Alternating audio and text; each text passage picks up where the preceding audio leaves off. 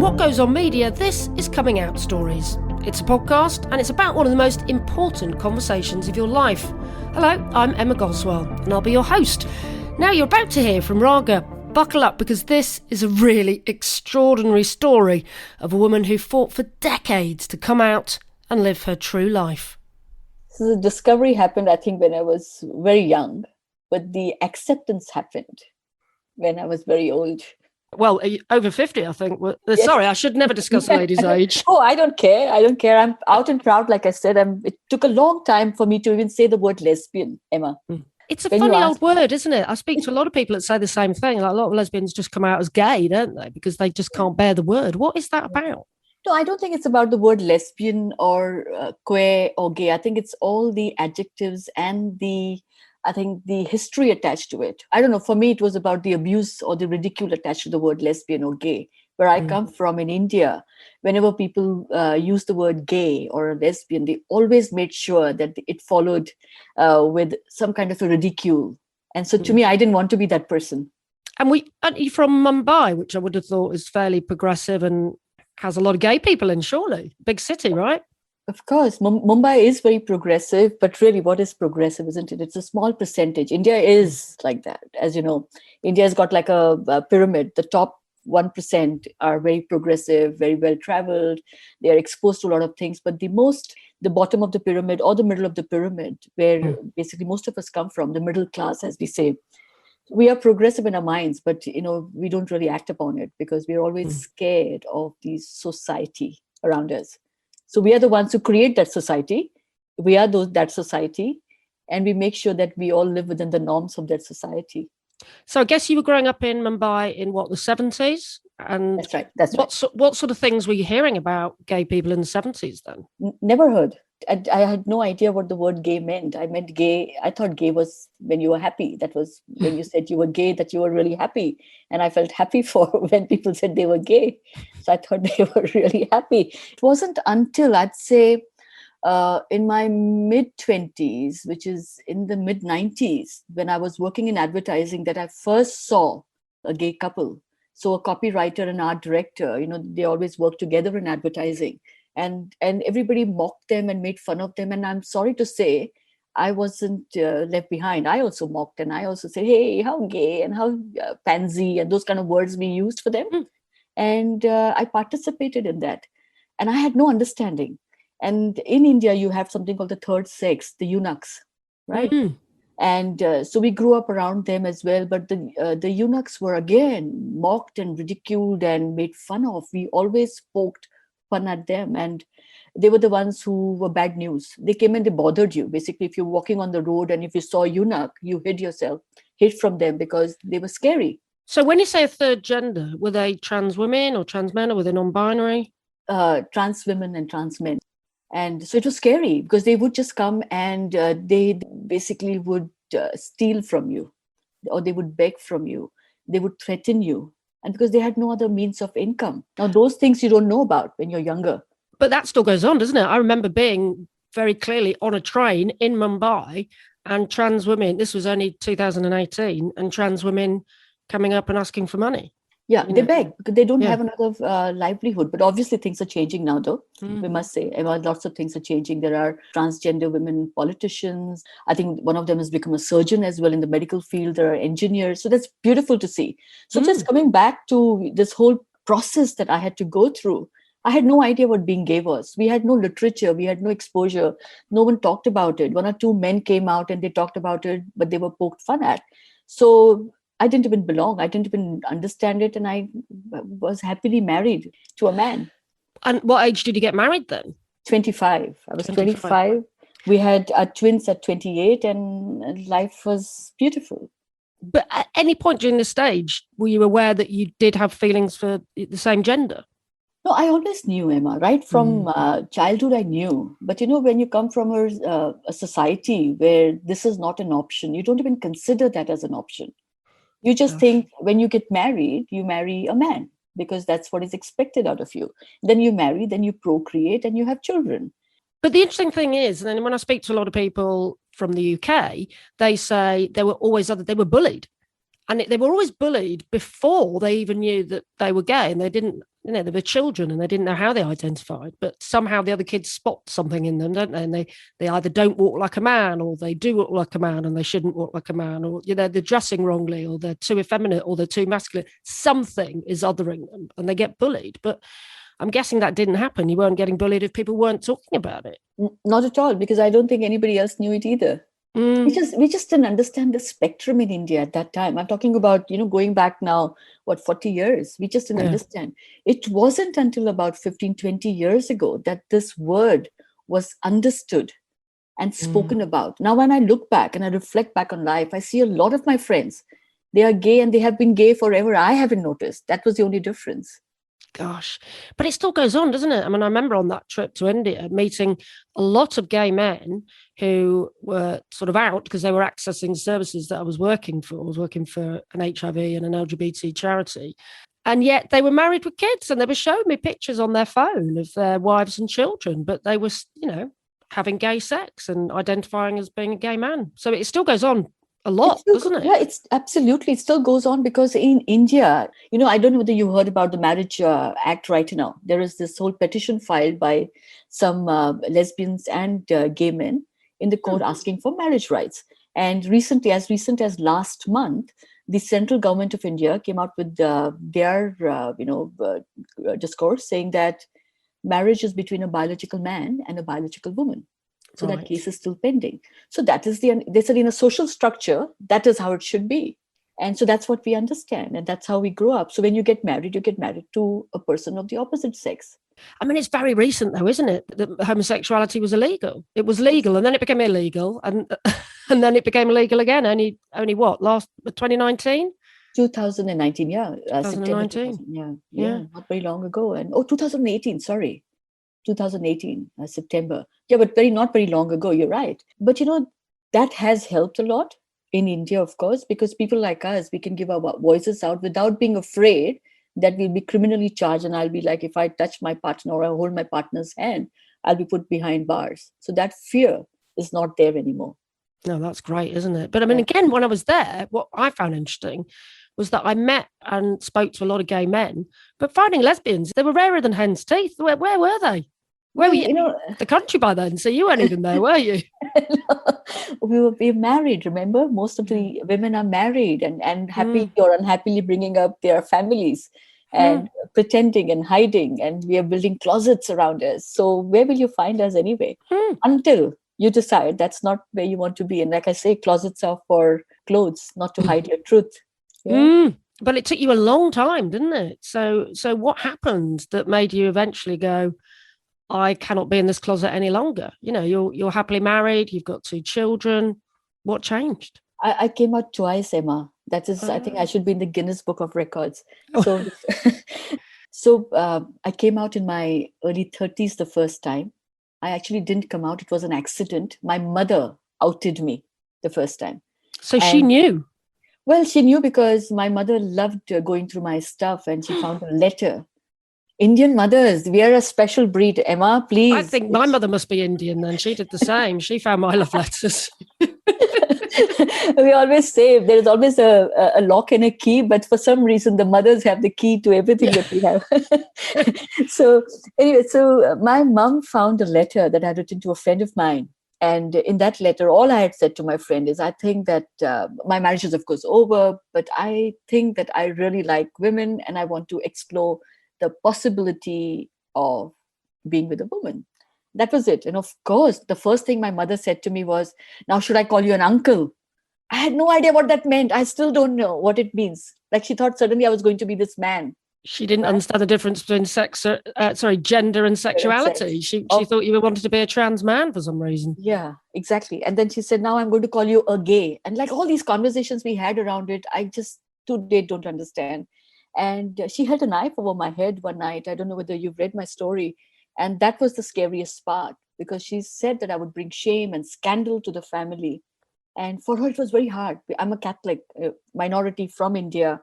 So as a Catholic woman being brought up around saying everything other than what the society tells you or God has told you is sinning, to knowing that your daughter now is interested in somebody from her same gender was very difficult for her. So were And you living with her at this time? I was in New Zealand at that time with my Mm-hmm. twins and my ex-husband, and my mother was visiting us. So she made a big drama out of it. There was conflict. She outed me. She told my ex-husband. And then, of course, things happened. And fortunately for me, things happened at fast forward, thanks to her. Everything then suddenly happened. So she's visiting you, you're in New Zealand, she finds this letter, she confronts you and tells your husband. Yes. And then where does the knife come into it? What happened? Oh, well, one night I was putting my kids to bed, and, there was this dark figure standing over me with a shiny blade. And I thought, I really genuinely thought we were being burgled. And I was quiet, and suddenly I saw this figure coming close to me. And as I opened my eyes, I saw my mom, breathing, and you just know your mom's smell and voice, right? Mm. And I said, "What are you doing?" And she said, "I'm going to kill you. I'm going to kill you." And there was this like big loud noise, and I had to fight her off, and I had to put my kids to sleep. And she was genuinely, really, really distressed and angry. And then my ex-husband came in, and he tried to, break up whatever was happening. And she eventually settled, but she was really upset. She couldn't understand it at all. It took a long time. She didn't speak to me for 2 years, Emma. Oh my She God. went Well, back to India. I mean, you laughed when you first started talking about it because it almost sounds like something out of a film and sounds ridiculous. But I mean, it must have been terrifying. Oh, it was. I think it was the most difficult times of my life, because there's one Yeah. person in your world who you believe will love you unconditionally. And I think it goes without saying, it's your mother. And when your mother doesn't make it feel safe for you, makes it difficult for you, that is, I think, the most traumatic phase you can go through. Because if you can't turn to your mother, who do you turn to? Your friends and all come later, right? Your ecosystem comes later. Your professional colleagues come later. It's your mother. And my mother, I felt at that time, was so disappointed in me. And I felt so disappointed in myself. I thought I had let her down. Gosh. So that's the first time I came out accidentally. Well, I mean, you actually came out to your friend first then, I guess, didn't you? Because you'd written the letter and you obviously knew that this friend would be accepting. I never sent that letter. That's why that letter was with me. So you never sent it? That's why that letter was drafted and in my box. I never sent it. And that's going to put you off sending it to anyone or telling anyone else, isn't it, after the reaction from your mum? And I did come out to a close friend eventually. And after 2 years of all the drama settling, and I called up my friend Emma and I said to her, "I have to tell you that, Ravi and I are not together. Ravi's my ex-husband. And we were all close friends." And she said, "Oh, I'm sorry to hear that." And then I said to her that, I have somebody in my life, and it is a woman. And there was silence. God. And then she says to me, "Tell me, did you ever feel that way about me?" That was the first thing. Not that classic question. No. And it was all about her. And I said, "I'm sorry, you're my friend. How can, I didn't even have, that I didn't even consider that thought." And she said, "Oh, am I not pretty enough? Am I not your type?" So it became all about her. And I realized very quickly that whenever you confront somebody with your own truth, it becomes all about them. It's all like my mother said, "I have been cursed and you have let me down. And what will I tell the whole world?" Instead of saying, "Hey, let me hold your hand. Let me look after you. I know it's a struggle. I know it wouldn't have been easy for you to do this." No, it becomes about them, isn't it? So she was convinced that you were bringing shame onto the family and all of that sort of stuff, I guess. And I guess I did in a lot of ways, right? Because as it is in India at that time, 20 years ago, breaking up with your husband or separating is a huge stigma. You never tell people that you are divorced in India because it's dangerous. It's like, what will happen to the family? The entire family of 100 cousins and sub-cousins, everybody gets tarnished because of your one decision. That's what they say anyway. Yeah. So the whole family gets tarnished, and your children, and for the rest of 100 generations further on, they get associated with the stigma.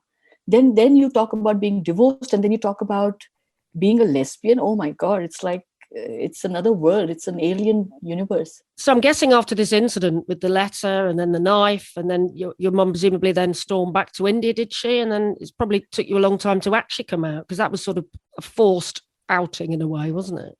No, it actually helped me, Emma. I mean, yes, all that happened exactly as you said. Then my mom went back to India, and my ex-husband and I, we formally parted. We lived in separate homes. things changed very quickly. What may have taken forever, maybe 5 years, 10 years, 20 years more, maybe never, happened very quickly. And I thank my mother for it. Otherwise, maybe I would still have been unhappily married, divorced, who knows, separated, single. But however, that should have been it. So I started seeing someone. I started dating, of course, at that time. And I started dating a woman, and I was very happy, because I would look around New Zealand and Wellington, where I lived, and I think that how beautiful it is when you can express yourself and be the person that you are. And I would look at women living their own lives, and I would say, how beautiful. I want that life. I would love to live that life. And so it happened for me. I started dating, but that wasn't good enough, because my Indian community, which is like a small percentage of India lives in New Zealand, they didn't like it. You know how rumors spread? People think that, oh my God, Indian grapevine is, like I say, it's the best in the world. You must have access to it. We spread rumors. And the Indian community got to know, and I was very badly abused. My car they would write lesbian. I knew it was the Indian community because I would get snide comments passed at me every time I passed. I went to a grocery store once with my children who were very little. This lady, I just heard a voice. Someone came from behind me, pushed me. All the stuff fell on me. And then as I looked around, something happening so quickly, things happen so quickly. And she just kicked me in my stomach, spat on me and said, bloody lesbian and homebreaker. Yeah. And this was in New Zealand, Wellington. And by the time the shopkeeper came and everybody kind of, you feel so awkward, so ashamed. And in front of your children.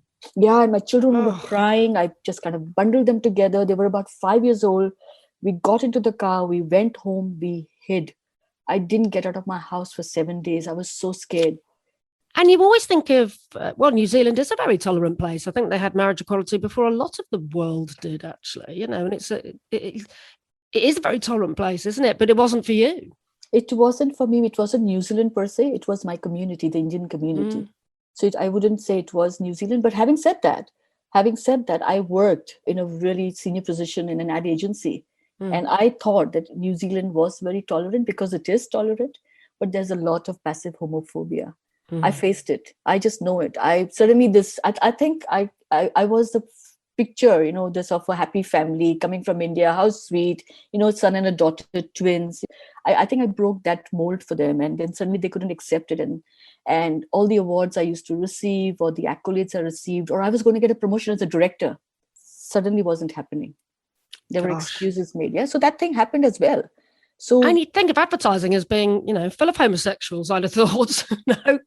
Yeah, exactly. But it is people. No? It is. I think it's all driven by people, whether it's the community, whether it's your professional life. It is people. It's an individual who is homophobic or not, isn't it? It's not a community as a person. True. So that is why I hid Emma. That's one thing. I came out twice, because all that had me so scared.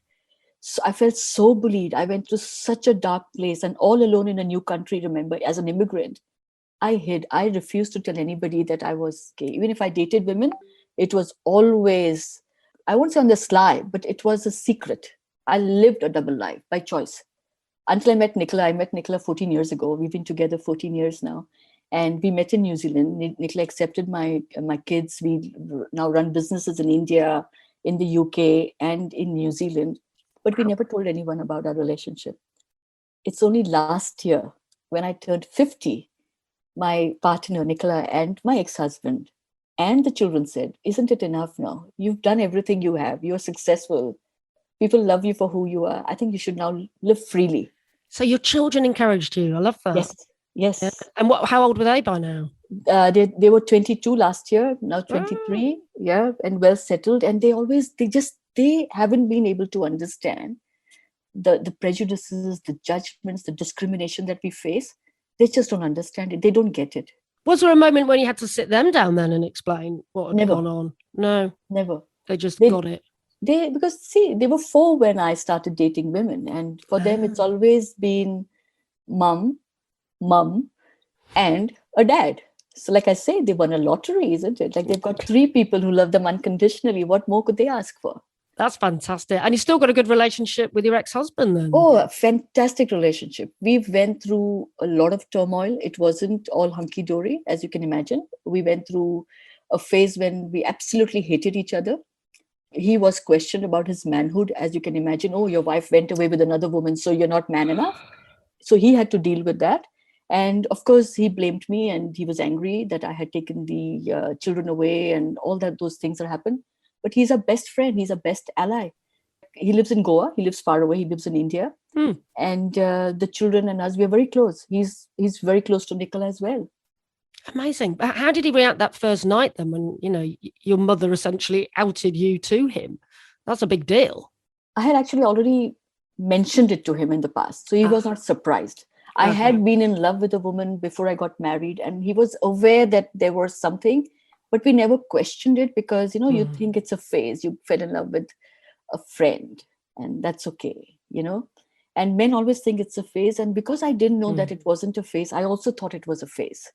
Well, it sounds like you've got a really good setup now then. As you said, you've got your children who are now grown-ups. You've got are you married to your partner? No. You're not married. Okay. No. But you've been together by choice, but you've been together a long time. Yes. And you've got your ex-husband as well. And some very close friends who love us for who we are and they don't care and they shouldn't. And there are some friends who are still in denial, who pretend that I am straight. And there are some friends who have ghosted us ever since our story came out, and that's okay too. And some family members who we never expected, they are now in their 70s and 80s, who have embraced us and my love for Nicola. And they have, yeah. Oh, and how beautifully. They're from my dad's side, who are very conservative, far more traditional than my mother's side was. And my mom's side has also accepted us. So it's beautiful. My mom's not alive anymore. She's been gone now. She passed 7 years ago. But the family is very accepting, and it's beautiful. I didn't ask about your dad. Is he still around? Or no, my dad passed away when I was 6 years old. Okay. Long time ago. Yeah. But I presume you've got brothers and sisters. Yes, I've got siblings, and the siblings have never asked me, never spoken to me. I think they are happier. I don't know whether it works this way in the other parts of the world, but in India, best way to deal with stuff is not to know at all.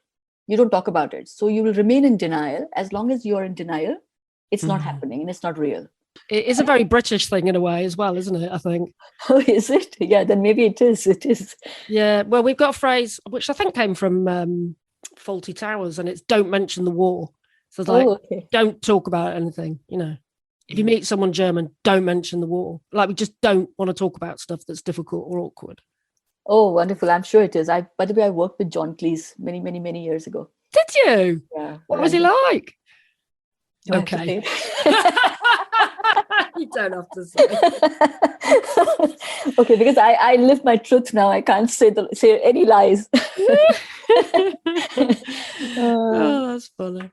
Well, you've obviously done very well for yourself in terms of your career, but you feel like being gay has held you back a bit by the sounds of it, or not anymore? I think it's our own fears that have held me back. Today, when I look back, I believe I could have done far, far better, and I haven't done, maybe.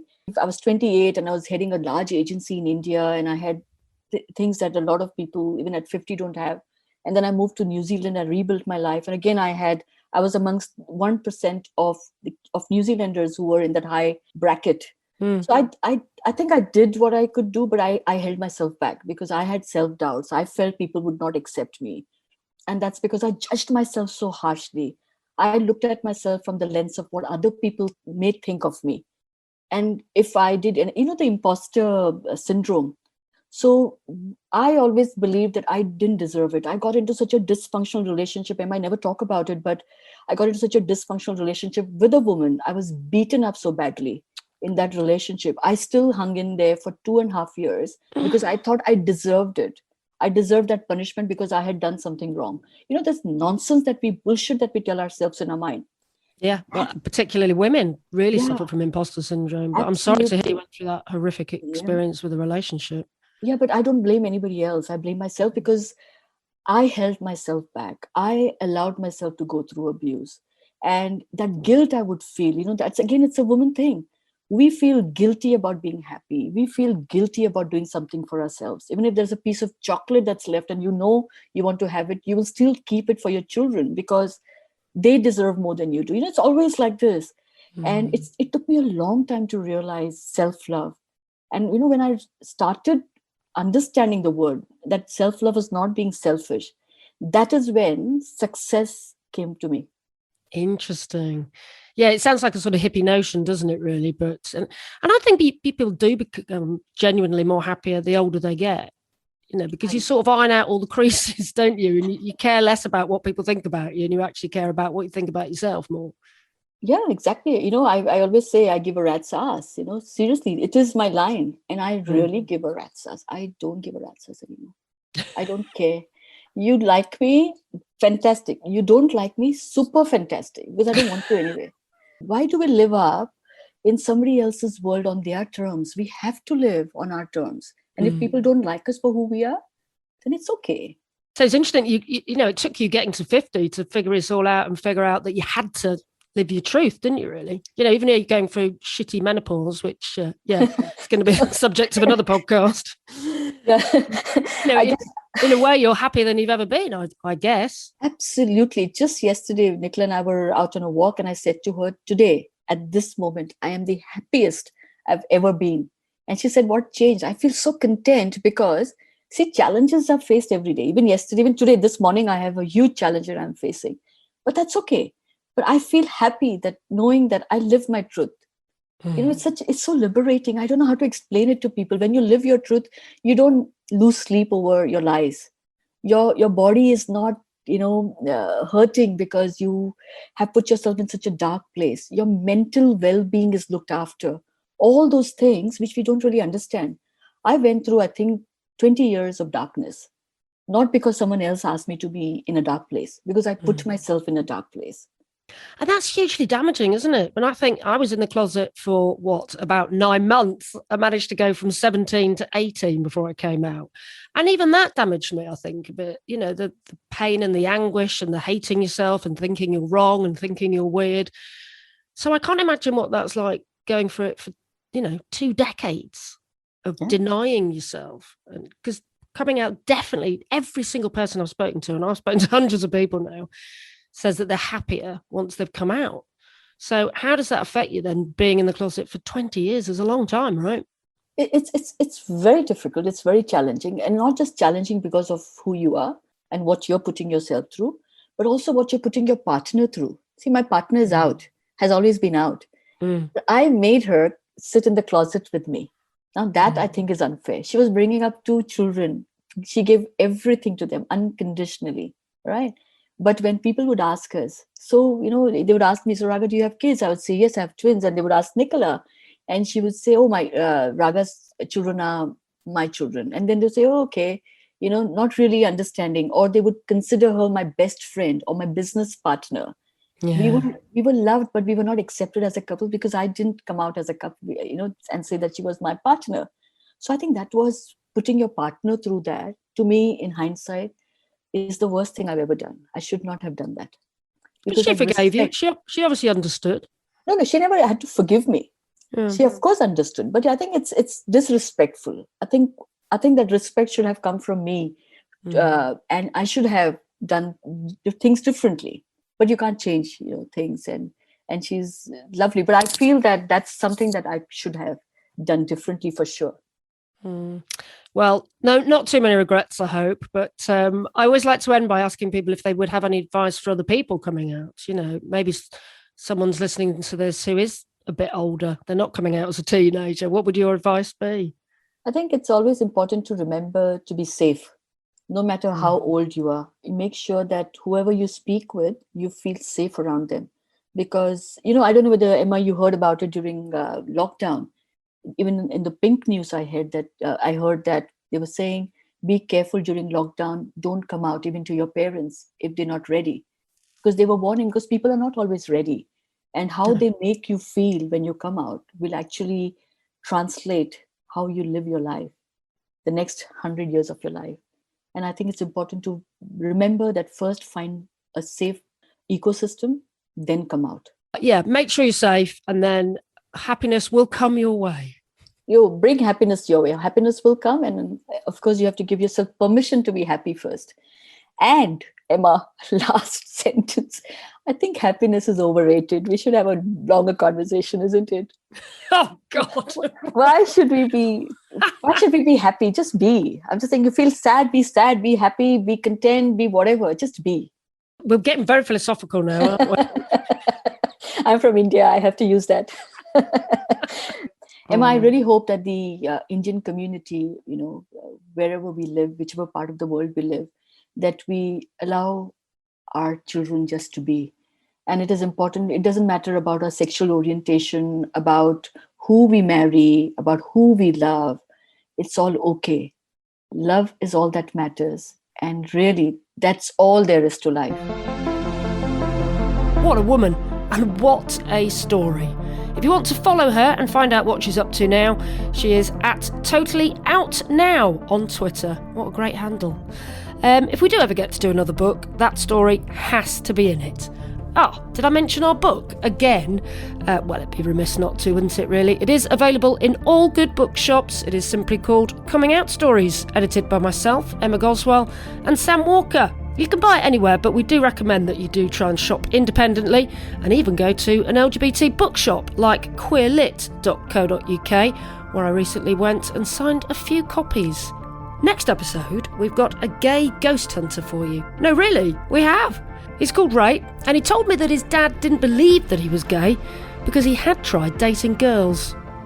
I actually had 2 girlfriends. This was around probably 13, 14, 15, and I think by that time I kind of knew I was gay, kept it very quiet to myself, and I thought if I have a girlfriend, it's either going to make me or break me. It's either going to be, yes, that's who I am, or no,